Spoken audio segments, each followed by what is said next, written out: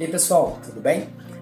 Hoje aqui no Subcultura HQ vamos falar um pouco sobre uma obra de ficção científica brasileira. Trata-se da graphic novel Biociberdrama Saga, escrita por Edgar Franco, o Cyberpajé, e desenhada pelo brilhante desenhista Mozart Couto. Publicada pela primeira vez em 2013, a HQ traz uma história fechada e faz parte do universo ficcional criado por Cyberpajé. Conhecida como Aurora Pós-Humana, esse universo ficcional se passa 900 anos à frente do nosso tempo, onde duas espécies hegemônicas disputam o poder nas cidades e estados em todo o mundo. A obra apresenta uma complexa reflexão sobre o futuro da humanidade, diante dos avanços científicos e tecnológicos e das possibilidades da biotecnologia e da nanoengenharia, e seu impacto nas gerações futuras. Em Biocyberdrama, não existe o intuito de condenar ou defender tais avanços, sim provocar discussões filosóficas sobre o futuro da espécie humana. Concebida por Edgar Franco, alter ego do Cyberpajé, a Aurora Pós-Humana é apresentada para nós tanto pelas performances da banda Post-Human Tantra, quanto pelas HQs poético-filosóficas do autor, dentre outras manifestações do artista transmídia que abordam fragmentos desse universo em suas obras. Para quem ainda não conhece o Edgar Franco, ele é professor da FAV-UFG e pesquisador de histórias em quadrinhos, sendo gestor do grupo de pesquisas Cria Cyber. É também roteirista, ilustrador e fanzineiro, sendo uma personagem lendária do quadrinho independente aqui em Goiás, e tendo reconhecimento nacional, inclusive é ganhador do Troféu Bigorna, premiação essa concedida aos melhores criadores de quadrinhos no Brasil pela HQ Artiletos e Pós-Humanos em 2009. Do outro lado dessa mesa, temos o já consagrado Mozart Couto, um dos nomes mais aclamados e respeitados dos quadrinhos no Brasil, atuando desde o final dos anos 70, lendário por sua monumental passagem pela saudosa Grafipar. Atuou em diversas editoras desde então. Em 1988, começou a publicar quadrinhos e tiras de jornais na Europa, publicando em países como Alemanha, França, Bélgica, entre outros. Em 1993, trabalhou para o mercado norte-americano, em revistas da Marvel, DC, Image e Dark Horse. Mozart continua atuante e sendo um dos profissionais mais requisitados do mercado. Antes de falarmos especificamente sobre a trama desta HQ, é importante situar melhor o leitor no ciberverso. 900 anos à frente do nosso tempo, os avanços tecnológicos e científicos permitiram aos seres humanos a possibilidade de se tornarem criaturas híbridas se fundindo a corpos de animais ou vegetais, sendo chamados de tecnogenéticos, ou de transferirem sua consciência para chips de computador, abdicando de seus corpos biológicos em troca da imortalidade. Existem também os resistentes, humanos convencionais desse universo que mantém sua constituição biológica original, muitos destes dispostos a manter sua condição biológica natural, enquanto outros estão em processo de se decidirem em transferir suas consciências para uma máquina ou de se submeter aos processos de hibridização. Nesta era, cerca de 60% da população mundial é constituída de estrupianos, e também controlam cerca de 70% das cidades-estados da Terra, sendo estes os indivíduos que têm sua consciência armazenada em corpos abiológicos, mas que experimentam sensações e uma necessidade muito grande de adquirir conhecimento. Naturalmente, não é um grupo homogêneo, e existem os avançados, os iniciados e os neófitos. Alguns são belicistas e estão em confronto com os tecnogenéticos, e outros, por outro lado, são pacíficos e defendem o convívio mútuo. Já os tecnogenéticos correspondem a cerca de 35% da população mundial e são frutos da hibridização entre humanos, animais e vegetais, permitida pelo avanço da biogenética. Divididos entre radicais, tradicionais e livres, este grupo é bastante diversificado em suas concepções, tendo desde indivíduos extremistas a tolerantes. Há ainda aqueles que pretendem se tornar estropianos e deixarem sua forma física. É importante ressaltar que alguns tecnogenéticos já foram gerados como tal, enquanto outros são humanos que passaram pelo processo de hibridização. Tanto os tecnogenéticos como os estropianos são auxiliados por golems, criaturas robóticas de silício ou orgânicas que servem a muitos de seus propósitos. Por fim, os humanos, que hoje dominam sobre a Terra, aqui correspondem a cerca de 5% da população mundial, sendo que a maioria vive na região da Caquinéia, onde esta história se passa. Aqui temos os fundamentalistas, totalmente contrários às tecnologias dos grupos dominantes e por vezes bastante reacionários e, portanto, quase extintos. Os humanitas, que não se opõem às tecnologias dos grupos dominantes, mas que lutam para preservar a cultura humana e a espécie. E por fim, temos os transitórios. Alguns destes apenas se aproveitam das tecnologias existentes para viverem mais, enquanto outros pretendem se submeter às mudanças, seja ao hibridismo ou ao estropianismo. Aqui no livro temos um mapa com a distribuição da população mundial pela Terra. Temos a Vitéia, a Caquinéia, a Orlânia, a Ascótia, a Cristéia e a Easterláquia. Tendo agora todo esse contexto, vamos para a história contada aqui. Nossa história se passa na fictícia cidade de Tule, onde o personagem Antônio Euclides, cujo nome faz referência a Antônio Conselheiro, o líder de Canudos, e também ao escritor Euclides da Cunha, dos Sertões, do livro Sertões, é um humano resistente, porém indeciso em relação a se tornar um estropiano ou um tecnogenético.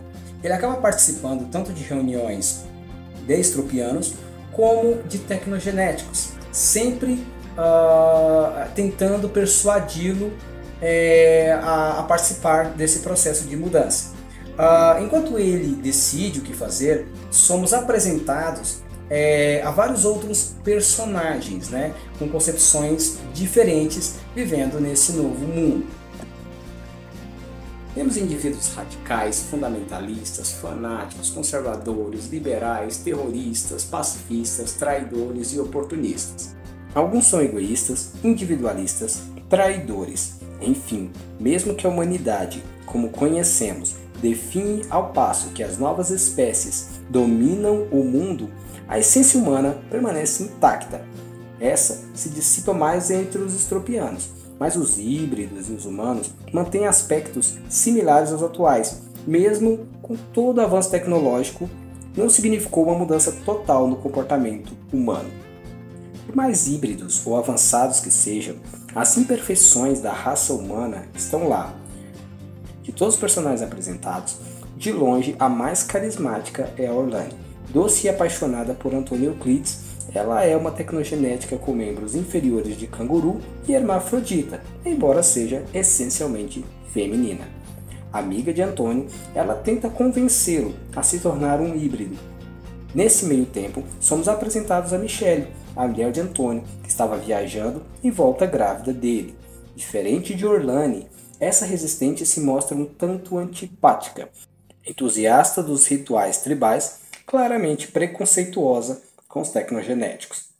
É convencida por uma resistente liberal a participar de sessões de transe em uma cibercaverna estropiana. Essas experiências não só mudará suas percepções, como mudará o rumo da história de Antônio. Enquanto isso, menosprezada pelo amor de Antônio, Orlânia decide passar por processos cirúrgicos para se parecer o máximo possível com uma humana. Ela vai buscar no submundo de Tule, com a ajuda de um amigo, realizar essas operações clandestinas. Ao mesmo tempo que esta ação se desenrola, o amigo de Orlânia, Tetsu, outro personagem tecnogenético que odeia seus pares, trama um atentado contra eles em uma reunião. Tetsu se aliou a um grupo de estropianos perigosos e está disposto a se sacrificar por essa causa. São outros tempos, mas a natureza humana é essencialmente a mesma. Diante das consequências destes personagens, temos uma reviravolta na história e um salto temporal de 32 anos. O que aconteceu nesse período é uma longa elipse que nos dá a possibilidade de imaginar esses acontecimentos intermediários. Embora tenhamos alguns flashbacks para amarrar a história, não há uma preocupação do autor em fechar todas as pontas e deixar que nossa imaginação construa a história desse período. Aqui no futuro, Antônio optou por se manter como um resistente e fundou o Arraial Luz e Resistência, sendo o líder dos peregrinos que chegam por lá. Ele acabou se tornando uma figura mítica. Nesta nova fase, eles travam um conflito com uma comunidade tecnogenética, e Orlane agora é uma general que, a serviço de uma sacerdotisa chamada Davanza, lidera uma pequena equipe para pôr fim ao Arraial e matar Antônio. Percebe-se em Orlane claramente uma amargura e um desejo de vingança pelo amor não correspondido de Antônio. Mas é notável que lá dentro de sua alma ainda existe a doce Orlane. Temos mais algumas reviravoltas que levam ao fim do Arraial. E por fim somos apresentados ao filho de Antônio, chamado Anton, cuja esposa está grávida e cujo filho será parte de uma nova espécie síntese com características estrupianas, humanas e tecnogenéticas, e que representa mais um salto evolutivo nesse universo. Então, com o fim dos Neandertais contemporâneos a nós e que desapareceram, aqui, cada vez mais, a raça humana, tal qual conhecemos aos poucos, deixa de existir. Mas Biocyberdrama não impõe um veredito se tais mudanças são boas ou ruins, positivas ou negativas. Sequer temos de fato o maniqueísmo de heróis e vilões, e sim de pessoas e grupos defendendo suas ideias, muitas vezes errando, se contradizendo, mudando de opinião, confusas, inseguras, fanatizadas, e até alguns psicopatas aparecem aqui. Alguns buscam a imortalidade, enquanto outros entendem a morte como algo natural à vida, é parte do processo da existência. Nesse universo, mitos antigos sobrevivem, mesmo diante de tanta tecnologia, e por vezes é assimilada por ela. Tudo isso permite ao leitor uma interpretação pessoal que leva a reflexões existenciais sobre o futuro e o impacto da tecnologia na nossa vida. E por fim, nos leva à principal reflexão aqui. Será que se transferirmos nossa consciência para um chip, deixaríamos de ser humanos? O que nos define como tal? É a biologia ou nossa consciência? Nossa embalagem ou nossa essência? Bom pessoal, essa é a minha análise dessa obra. Eu gosto bastante desse universo. E essa HQ é especial por ter sido ilustrada por uma das minhas referências como ilustrador, que é o Mozart Couto. É um cyberpajé, gente finíssima, é um artista genial. Outro ponto que me conecta a essa história é que ela me lembra os excelentes quadrinhos publicados no final dos anos 70 e início dos 80, na Metal Hurlan e na Heavy Metal.